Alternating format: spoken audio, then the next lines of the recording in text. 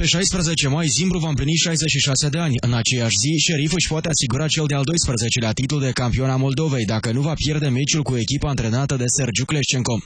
Мы будем выходить на игру обязательно со строем на победу. Во-первых, потому что мы играем дома. Во-вторых, опять же, знаменательный день.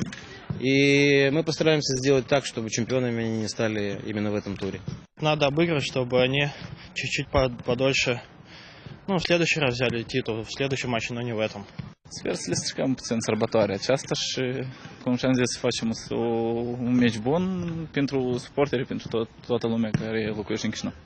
Jucătorii Zimbrului au promis că nu vor strica sărbătoarea suporterilor în ziua aniversării. Galben-verzii au învins ultima dată rivala Sheriff în aprilie 2012.